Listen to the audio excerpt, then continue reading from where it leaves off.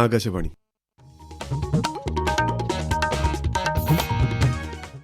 നമസ്കാരം. പ്രാദേശിക വാർത്തകൾ വായിക്കുന്നത് നരേന്ദ്രമോഹൻ.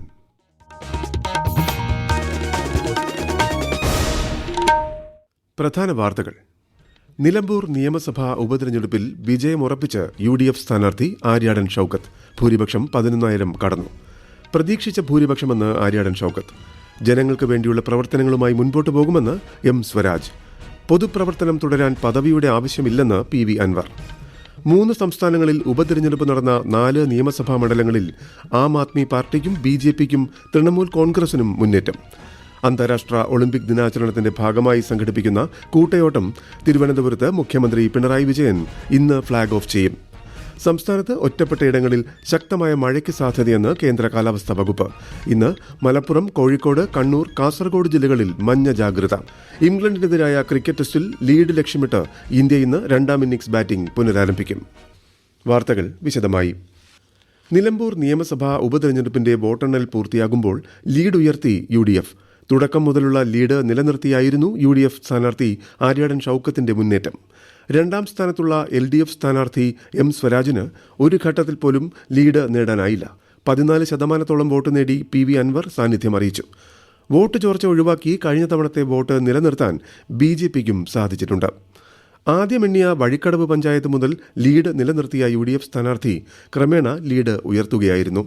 ഇതുവരെ എണ്ണിയ വോട്ടുകളിൽ UDF സ്ഥാനാർത്ഥി ആര്യാടൻ ഷൌക്കത്ത് 76,000 പരം വോട്ടുകളും LDF സ്ഥാനാർത്ഥി M. സ്വരാജ് 65,000 പരം വോട്ടുകളും സ്വതന്ത്ര സ്ഥാനാർത്ഥി PV അൻവർ 19,000 പരം വോട്ടുകളും NDA സ്ഥാനാർത്ഥി മോഹൻ ജോർജ് 8,000 പരം വോട്ടുകളും നേടിയിട്ടുണ്ട്. 10 സ്ഥാനാർത്ഥികളാണ് മത്സരരംഗത്ത് ഉണ്ടായിരുന്നത്. വോട്ടെണ്ണലിന്റെ ഏറ്റവും പുതിയ വിവരങ്ങളുമായി നിലമ്പൂരിൽ നിന്നും ആകാശവാണി പ്രതിനിധി M. സുരേഷ് ബാബു ചേരുന്നു. നരേന്ദ്രൻ, ഏറെക്കുറെ വോട്ടെണ്ണൽ പൂർത്തിയായിരിക്കുന്നു. രാഷ്ട്രീയ കേരളം ഉറ്റുനോക്കിയ ഒരു തെരഞ്ഞെടുപ്പ് പോരാട്ടത്തിന്റെ ചിത്രം ഏറെക്കുറെ തെളിഞ്ഞിരിക്കുന്നു. ഇനി ഔദ്യോഗിക പ്രഖ്യാപനത്തിന്റെ ഒരു സമയം കാത്തിരിക്കുകയാണ്. എന്തായാലും 11,400 പരം വോട്ടുകൾക്ക് UDF സ്ഥാനാർത്ഥി ആര്യാടൻ ഷൌക്കത്ത് നിലമ്പൂരിൽ വിജയിച്ചിരിക്കുന്നു. അങ്ങനെ വലിയൊരു ഇടവേളയ്ക്ക് ശേഷം 10 വർഷത്തെ ഒരു ഇടവേളയ്ക്ക് ശേഷം വീണ്ടും നിലമ്പൂരിൽ UDF പിടിച്ചടക്കിയിരിക്കുന്നു. ആര്യാടൻ ഷൌക്കത്ത് M. സ്വരാജിനുമേൽ വിജയം നേടിയിരിക്കുന്നു. തെരഞ്ഞെടുപ്പിൽ നേരത്തെ നരേന്ദ്രമോഹൻ പറഞ്ഞതുപോലെ വോട്ടെണ്ണലിന്റെ ഒരു ഘട്ടത്തിലും പിറകോട്ട് പോവാതെയുള്ള മുന്നേറ്റമാണ് UDF മണ്ഡലത്തിൽ നടത്തിയിരിക്കുന്നത്. മുൻകാലങ്ങളിൽ UDFന് കഴിഞ്ഞ തവണയും അതിന് മുന്നത്തെ തവണയും ലഭിച്ച വോട്ടിൽ വലിയ കുറവൊന്നുമില്ലാതെ ഏതാണ്ട് 76,000 എന്നുള്ള ആ രീതിയിൽ വോട്ട് അവർക്ക് അവിടെ ലഭിച്ചിട്ടുണ്ട്. അതേസമയം LDFന്റെ വോട്ടിൽ കാര്യമായ കുറവുണ്ടായി. 65,000 വോട്ടാണ് അവർക്ക് ലഭിച്ചിട്ടുള്ളത്. 2011 അവർക്ക് ലഭിച്ച വോട്ടിന്റെ ആ രീതി അതുമായി എത്തുമ്പോൾ കാര്യമായ വർധനവ് കഴിഞ്ഞ കാലങ്ങളിൽ അവർക്ക് ഉണ്ടായിരുന്ന അവർക്ക് ലഭിക്കുകയുണ്ടായില്ല. അതുകൊണ്ട് തന്നെ 11,400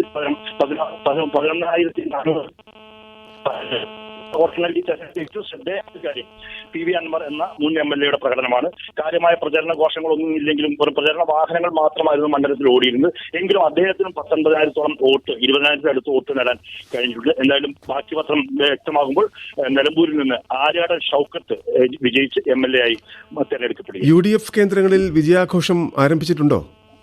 തീർച്ചയായും വഴിക്കടവും അതുപോലെ തന്നെ ആദ്യ 2 ഗ്രാമപഞ്ചായത്തുകളിലെ വോട്ടെണ്ണൽ തുടങ്ങിയപ്പോൾ തന്നെ ഏറെക്കുറെ ട്രെൻഡിലേക്ക് നീങ്ങുന്നു. തങ്ങൾ ഉദ്ദേശിച്ച പോലെ കാര്യങ്ങൾ വരുന്നു എന്ന് മനസ്സിലാക്കിയ UDF അണികളും നേതാക്കളെല്ലാം തന്നെ അവരുടെ ആഘോഷങ്ങൾ തുടങ്ങിയിരുന്നു. ഇപ്പോൾ മണ്ഡലത്തിൽ മുഴുവൻ ഇടങ്ങളിലും UDFന്റെ ആഘോഷ പരിപാടികൾ നടക്കുകയാണ്. മലപ്പുറത്തും തീർച്ചയായും ജില്ലാ ആസ്ഥാനമായ മലപ്പുറത്തും ആ രീതിയിലുള്ള ആഘോഷങ്ങളിലേക്ക് നീങ്ങുകയാണ്. ഈ തെരഞ്ഞെടുപ്പിൽ PV അൻവറിന്റെ സ്വാധീനം ആരെയാണ് ശരിക്കും സഹായിച്ചത്? തീർച്ചയായും ഈ തെരഞ്ഞെടുപ്പിൽ എടുത്തു പറയേണ്ട ഒരു കാര്യം PV അൻവറിന്റെ സാന്നിധ്യവും അദ്ദേഹത്തിന്റെ സ്വാധീനവുമാണ്. ഞാൻ നിലമ്പൂരിലെ തെരഞ്ഞെടുപ്പ് രംഗത്ത് 3-4 ദിവസം അവിടെ ഉണ്ടായിരുന്നു. അപ്പൊ ഞാൻ മനസ്സിലാക്കിയത് വളരെ സാധാരണക്കാരായ ആളുകൾക്കിടയിൽ പോലും അൻവറിന് ബന്ധമുണ്ടായിരുന്നു. ആ രീതിയിലുള്ള ഒരു വോട്ട് അദ്ദേഹത്തിന് ലഭിച്ചിട്ടുണ്ട്. പക്ഷേ 2 മുന്നണികൾ തമ്മിലുള്ള പോരാട്ടത്തിലേക്ക് കാര്യങ്ങൾ തെളിഞ്ഞപ്പോൾ കുറെ വോട്ട് അദ്ദേഹത്തിന് നഷ്ടമായിട്ടുണ്ട്.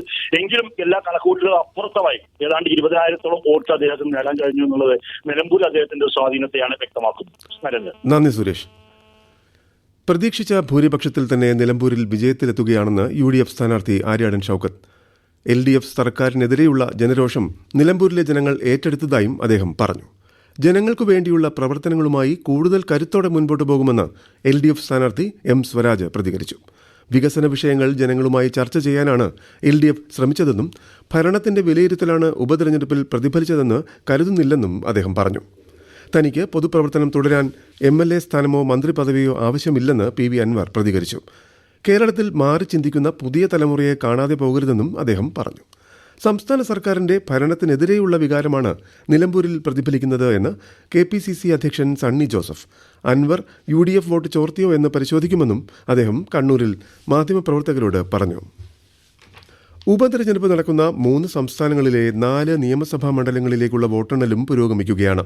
ഗുജറാത്തിലെ വിസാവദർ നിയമസഭാ മണ്ഡലത്തിൽ ആം ആദ്മി പാർട്ടി സ്ഥാനാർത്ഥി ഗോപാൽ ഇറ്റാലിയ 14,000-ലധികം വോട്ടുകൾക്ക് മുന്നിലാണ്. മണ്ഡലത്തിൽ BJPയും ആം ആദ്മി പാർട്ടിയും തമ്മിലാണ് പോരാട്ടം. കാടി നിയമസഭാ മണ്ഡലത്തിൽ BJPയുടെ രാജേന്ദ്രകുമാർ 34,000-ലധികം വോട്ടുകൾക്ക് മുന്നിലാണ്. നിയമസഭാ ഉപതെരഞ്ഞെടുപ്പ് നടന്ന പഞ്ചാബിലെ ലുധിയാന വെസ്റ്റ് മണ്ഡലത്തിൽ ആം ആദ്മി പാർട്ടി സ്ഥാനാർത്ഥി സഞ്ജീവ് അറോറ 3,000-ലധികം വോട്ടുകൾക്ക് മുന്നിലാണ്. കോൺഗ്രസ് സ്ഥാനാർത്ഥിയാണ് രണ്ടാമത്. ഖൽസ വനിതാ കോളേജിലാണ് വോട്ടെണ്ണൽ. നിയമസഭാ ഉപതെരഞ്ഞെടുപ്പ് നടന്ന പശ്ചിമബംഗാളിലെ കാളിഗഞ്ചിൽ തൃണമൂൽ കോൺഗ്രസ് സ്ഥാനാർത്ഥി 25,000-ലധികം വോട്ടുകൾക്ക് മുന്നിലാണ്. ഇവിടെ കോൺഗ്രസ് രണ്ടാമതും BJP മൂന്നാമതുമാണ്.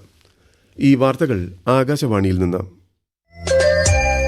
ആകാശവാണി വാർത്തകളും വാർത്താ അധിഷ്ഠിത പരിപാടികളും all India radio news Thiruvananthapuram YouTube ചാനലിലും @all India radio news Thiruvananthapuram Facebook പേജിലും AIR ന്യൂസ് _തിരുവനന്തപുരം ഇൻസ്റ്റഗ്രാം അക്കൌണ്ടിലും @AIR ന്യൂസ് _TVM X ഹാൻഡിലും ലഭ്യമാണ്. മുൻ മുഖ്യമന്ത്രി VS അച്യുതാനന്ദനെ ആശുപത്രിയിൽ പ്രവേശിപ്പിച്ചു. ഹൃദയാഘാതം ഉണ്ടായതായാണ് സൂചന. ഇന്ന് അന്താരാഷ്ട്ര ഒളിമ്പിക് ദിനം. ദിനാചരണത്തിന്റെ ഭാഗമായി ഇന്ന് സംസ്ഥാനത്തുടനീളം കൂട്ടയോട്ടം സംഘടിപ്പിക്കുന്നു. കായിക ക്ഷമത വളർത്താം, ലഹരിയെ ഒഴിവാക്കാം എന്ന ലഹരി വിരുദ്ധ സന്ദേശമുയർത്തി കേരള ഒളിമ്പിക് അസോസിയേഷന്റെ നേതൃത്വത്തിലാണ് പരിപാടി സംഘടിപ്പിക്കുന്നത്.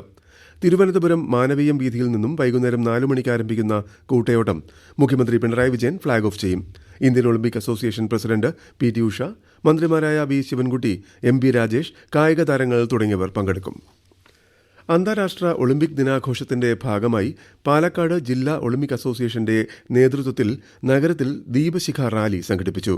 വിശദാംശങ്ങളുമായി ആകാശവാണി പാലക്കാട് ജില്ലാ പ്രതിനിധി ഫൈസൽ അലിമുത്ത്. രാവിലെ വിക്ടോറിയ കോളേജ് പരിസരത്ത് നിന്നും ആരംഭിച്ച ദീപശിഖ rally VK Sreekandan MP flag off ചെയ്തു. ഒളിമ്പ്യൻ ടിൻഡു ലൂക്ക റാലിക്ക് നേതൃത്വം നൽകി. കോട്ടൺ മൈതാനത്ത് സമാപിച്ച റാലിയിൽ NCC, NSS, scout and guide, SPC വിദ്യാർത്ഥികൾ, കായിക താരങ്ങൾ, സന്നദ്ധ സംഘടനാ പ്രവർത്തകർ തുടങ്ങി 3000-ഓളം പേർ അണിനിരന്നു. കോട്ടൺ മൈതാനത്ത് നടന്ന സമാപന പരിപാടി മന്ത്രി K കൃഷ്ണൻകുട്ടി ഉദ്ഘാടനം ചെയ്തു. ചടങ്ങിൽ പങ്കെടുത്ത കായിക താരങ്ങൾ ഒളിമ്പിക് ദിനാഘോഷ പ്രതിജ്ഞ എടുത്തു. കേരള ഓട്ടോമൊബൈൽസ് ലിമിറ്റഡ് മിൽമയ്ക്കു വേണ്ടി പ്രത്യേകം രൂപകൽപ്പന ചെയ്ത ഐസ്ക്രീം കാർട്ടുകളുടെ താക്കോൽ കൈമാറ്റം മന്ത്രി P രാജീവ് മറ്റന്നാൾ നിർവഹിക്കും. മന്ത്രി J ചിഞ്ചുറാണി ഐസ്ക്രീം കാർട്ടുകളുടെ താക്കോൽ സ്വീകരിച്ച് ഫ്ളാഗ് ഓഫ് ചെയ്യും. പുതുതായി വികസിപ്പിച്ചെടുത്ത 3 ഇലക്ട്രിക് വാഹനങ്ങളുടെ വിപണി ലോഞ്ചും ഇതോടൊപ്പം നടക്കും.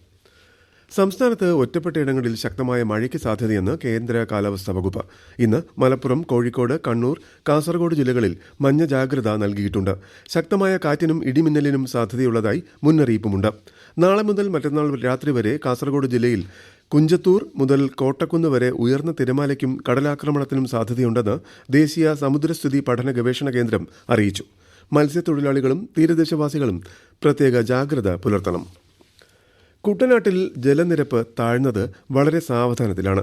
നീരൊഴുക്ക് പലയിടങ്ങളിലും തടസ്സപ്പെട്ട് കിടക്കുകയാണ്. ഇന്ന് സ്കൂളുകൾക്ക് പ്രവൃത്തി ദിനമാണ്. വിശദാംശങ്ങളുമായി ആകാശവാണി ആലപ്പുഴ ജില്ലാ പ്രതിനിധി R രവികുമാർ. ഒരാഴ്ചത്തെ ഇടവേളയ്ക്ക് ശേഷമാണ് കുട്ടനാട്ടിൽ വിദ്യാർത്ഥികൾ സ്കൂളുകളിൽ എത്തുന്നത്. പല സ്കൂളുകളിലും വെള്ളക്കെട്ടുണ്ട്. സ്കൂളുകളിലേക്കുള്ള വഴികളും വെള്ളത്തിലാണ്. ആരോഗ്യ പ്രശ്നങ്ങൾ അകറ്റാൻ മുൻകരുതൽ സ്വീകരിക്കേണ്ട സാഹചര്യമാണ് ഇപ്പോഴുള്ളത്.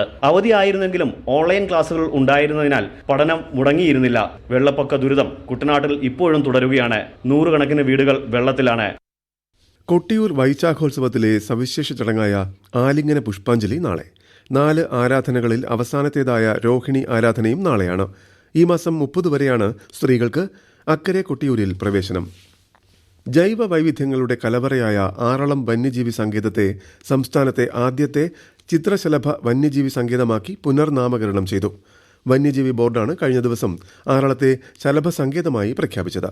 വിശദാംശങ്ങളുമായി ആകാശവാണി കണ്ണൂർ ജില്ലാ പ്രതിനിധി KO ശശിധരൻ. കേരളത്തിലെ സംരക്ഷിത വനമേഖലകളിൽ ഏറ്റവും വടക്കേയറ്റത്തുള്ള വന്യജീവി സങ്കേതമാണിത്. വയനാട് ബ്രഹ്മഗിരി കുടക് വനങ്ങൾ അതിരിടുന്ന 55 ചതുരശ്ര കിലോമീറ്റർ വിസ്തീർണമുള്ള ആറളം ജൈവ വൈവിധ്യത്തിന്റെ കാര്യത്തിൽ സമ്പന്നമാണ്. ശലഭങ്ങളുടെ എണ്ണത്തിലും വലിയ വർധനവാണ്. ഗരുഡശലഭം, ബുദ്ധമയൂരി എന്നിവയും ആറളത്ത് ധാരാളമായുണ്ട്. ദേശാടന കാലത്തിന്റെ അന്ത്യത്തിൽ ശലഭങ്ങളുടെ കൂട്ടം ചേരൽ മനോഹര കാഴ്ചയാണ്. ഇംഗ്ലണ്ടിനെതിരായ ലീഡ്സ് ക്രിക്കറ്റ് ടെസ്റ്റിൽ ഇന്ത്യ ഇന്ന് രണ്ടാം ഇന്നിംഗ്സ് ബാറ്റിംഗ് പുനരാരംഭിക്കും. 6 റൺസിന്റെ ഒന്നാം ഇന്നിംഗ്സ് ലീഡ് നേടിയ ഇന്ത്യ 3-ാം ദിനം കളി നിർത്തുമ്പോൾ 2 വിക്കറ്റ് നഷ്ടത്തിൽ 90 റൺസ് എടുത്തിട്ടുണ്ട്. 47 റൺസുമായി KL രാഹുലും 6 റൺസുമായി ശുഭ്മാൻ ഗില്ലുമാണ് ക്രീസിൽ. ഇന്ത്യയുടെ ഒന്നാം ഇന്നിംഗ്സ് സ്കോറായ 471-നെതിരെ ഇംഗ്ലണ്ട് 465-ന് എല്ലാവരും പുറത്താവുകയായിരുന്നു. സംസ്ഥാന ജൂനിയർ പെൺകുട്ടികളുടെ ഫുട്ബോൾ ചാമ്പ്യൻഷിപ്പ് കണ്ണൂർ മുനിസിപ്പൽ സ്റ്റേഡിയത്തിൽ മറ്റന്നാൾ ആരംഭിക്കും. അടുത്ത മാസം 1-നാണ് ഫൈനൽ മത്സരം. കാസർഗോഡ് കാഞ്ഞങ്ങാട് റെയിൽവേ സ്റ്റേഷനടുത്ത് ട്രെയിനിൽ നിന്നും തെറിച്ചു വീണ് യുവാവ് മരിച്ചു. ആലക്കോട് കാർത്തികപുരം സ്വദേശി അബി കെ ബിനുവാണ് മരിച്ചത്. മതപണ്ഡിതനും സുന്നി പ്രസ്ഥാനത്തിന്റെ ഭാരവാഹിയുമായ ഷൈഖുന അഹമ്മദ് മാണിയൂർ അന്തരിച്ചു. 85 വയസ്സായിരുന്നു. ഖബറടക്കം ഇന്ന് വൈകുന്നേരം 3:45-ന് കണ്ണൂർ മാണിയൂർ ചെറുവത്തലമൊട്ട ഖബർസ്ഥാനിൽ നടക്കും. രാജ്യത്തെ ഓഹരി വിപണികളിൽ ഇന്ന് നഷ്ടം. ബോംബെ ഓഹരി സൂചിക സെൻസെക്സ് 577 പോയിന്റ് ഇടിഞ്ഞ് 81,825-ലും ദേശീയ ഓഹരി സൂചിക നിഫ്റ്റി 159 പോയിന്റ് നഷ്ടത്തിൽ 24,953-ലും വ്യാപാരം തുടരുന്നു. സ്വർണ്ണവിലയിൽ നേരിയ കുറവ്. പവന് 40 രൂപ കുറഞ്ഞ് 73,840 രൂപയും ഗ്രാമിന് 9,230 രൂപയുമാണ് ഇന്നത്തെ വില. ഇറാൻ ഇസ്രായേൽ സംഘർഷം കണക്കിലെടുത്ത് ഇന്ത്യൻ പൗരന്മാരെ തിരികെ എത്തിക്കാനുള്ള ദൌത്യം ഓപ്പറേഷൻ സിന്ധു തുടരുന്നു. ഇരു രാജ്യങ്ങളിൽ നിന്നും ഇതുവരെ 1800-ലധികം ഇന്ത്യക്കാരെ തിരികെ എത്തിച്ചു. അടുത്ത ദിവസങ്ങളിൽ ഇറാനിൽ നിന്നും 3 വിമാനങ്ങൾ കൂടി എത്തുമെന്ന് വിദേശകാര്യ സഹമന്ത്രി പബിത്ര മാർഗരിറ്റ അറിയിച്ചു. ഇസ്രായേലിൽ നിന്നും തിരികെ വരാൻ ആഗ്രഹിക്കുന്ന ശ്രീലങ്കൻ പൗരന്മാർക്കും ന്യൂഡൽഹിയിലേക്കുള്ള വിമാനങ്ങളിൽ ഇന്ത്യ സീറ്റുകൾ നൽകാമെന്ന് അറിയിച്ചതായി ഇസ്രായേലിലെ ശ്രീലങ്കൻ എംബസി വ്യക്തമാക്കി. ടെൽ അവീവിൽ നിന്നും അമ്മാനിലേക്കും തുടർന്ന് ഡൽഹിയിലേക്കും സൗജന്യമായാണ് യാത്രാ സൗകര്യം ഒരുക്കിയിട്ടുള്ളത്. എന്നാൽ ന്യൂഡൽഹിയിൽ നിന്നും കൊളംബോയിലേക്കുള്ള യാത്രയ്ക്ക് ടിക്കറ്റ് എടുക്കേണ്ടതാണെന്നും എംബസി അറിയിച്ചു. പശ്ചിമേഷ്യയിലെ ഭൗമ രാഷ്ട്രീയ സ്ഥിതിഗതികൾ സർക്കാർ സൂക്ഷ്മമായി നിരീക്ഷിച്ചു വരികയാണെന്ന് കേന്ദ്ര പെട്രോളിയം പ്രകൃതിവാതക മന്ത്രി ഹർദീപ് സിംഗ് പുരി അറിയിച്ചു. കഴിഞ്ഞ കുറച്ച് വർഷങ്ങളായി ഇന്ത്യ വ്യാപാരം വൈവിധ്യവൽക്കരിച്ചതായും ഹോർമൂസ് കടലിടുക്ക് വഴി വലിയ തോതിൽ ചരക്ക് കൈമാറ്റമില്ലെന്നും അദ്ദേഹം പറഞ്ഞു. ഇറാൻ ഇസ്രായേൽ സംഘർഷം അയവില്ലാതെ തുടരുന്നു. ഇസ്രായേലിന് തക്കതായ ശിക്ഷ നൽകുമെന്ന് ഇറാൻ പരമോന്നത നേതാവ് അയത്തുള്ള അലി ഖമനേയി പറഞ്ഞു. ഇസ്രായേലിന് US പിന്തുണ നൽകിയതിന് ശേഷം ഖമനേയി നൽകുന്ന ആദ്യ പ്രതികരണമാണ് ഇത്. ഇസ്രായേൽ വലിയ തെറ്റാണ് വരുത്തിയതെന്നും അമേരിക്കയ്ക്കുള്ള പ്രത്യാക്രമണത്തിന്റെ സമയം, കൃത്യത എന്നിവ സൈന്യം പരിശോധിക്കുകയാണെന്നും ഇറാൻ അധികൃതർ അറിയിച്ചു. ന്യൂയോർക്കിലെ ഐക്യരാഷ്ട്രസഭ ആസ്ഥാനത്ത് നടന്ന സുരക്ഷാ കൌൺസിലിന്റെ അടിയന്തര യോഗത്തിൽ സമാധാനത്തിന് ആഹ്വാനം ചെയ്ത് secretary general Antonio Guterres. Iran ആണവ കേന്ദ്രങ്ങളിലെ അമേരിക്കൻ ആക്രമണങ്ങൾക്ക് പിന്നാലെ പ്രതിസന്ധി രൂക്ഷമാകാതിരിക്കാൻ നടപടി സ്വീകരിക്കണമെന്ന് അദ്ദേഹം ആവശ്യപ്പെട്ടു.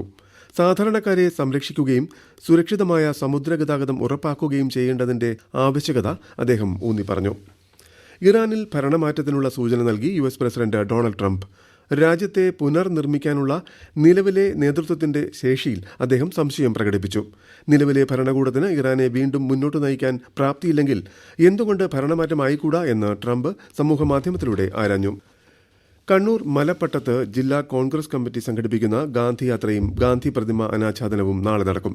KPCC അധ്യക്ഷൻ സണ്ണി ജോസഫ്, വർക്കിംഗ് പ്രസിഡന്റുമാരായ PC Vishnunath MLA, AP Anilkumar MLA, Shafi Parambil MP തുടങ്ങിയവർ പങ്കെടുക്കും. പ്രധാന വാർത്തകൾ വീണ്ടും. നിലമ്പൂർ നിയമസഭാ ഉപതെരഞ്ഞെടുപ്പിൽ വിജയമുറപ്പിച്ച് UDF സ്ഥാനാർത്ഥി ആര്യാടൻ ഷൌക്കത്ത്. ഭൂരിപക്ഷം 11,000 കടന്നു. പ്രതീക്ഷിച്ച ഭൂരിപക്ഷമെന്ന് ആര്യാടൻ ഷൌക്കത്ത്. ജനങ്ങൾക്ക് വേണ്ടിയുള്ള പ്രവർത്തനങ്ങളുമായി മുൻപോട്ടു പോകുമെന്ന് M സ്വരാജ്. പൊതുപ്രവർത്തനം തുടരാൻ പദവിയുടെ ആവശ്യമില്ലെന്ന് PV അൻവർ. 3 സംസ്ഥാനങ്ങളിൽ ഉപതെരഞ്ഞെടുപ്പ് നടന്ന 4 നിയമസഭാ മണ്ഡലങ്ങളിൽ ആം ആദ്മി പാർട്ടിക്കും BJPക്കും തൃണമൂൽ കോൺഗ്രസിനും മുന്നേറ്റം. അന്താരാഷ്ട്ര ഒളിമ്പിക് ദിനാചരണത്തിന്റെ ഭാഗമായി സംഘടിപ്പിക്കുന്ന കൂട്ടയോട്ടം തിരുവനന്തപുരത്ത് മുഖ്യമന്ത്രി പിണറായി വിജയൻ ഇന്ന് ഫ്ളാഗ് ഓഫ് ചെയ്യും.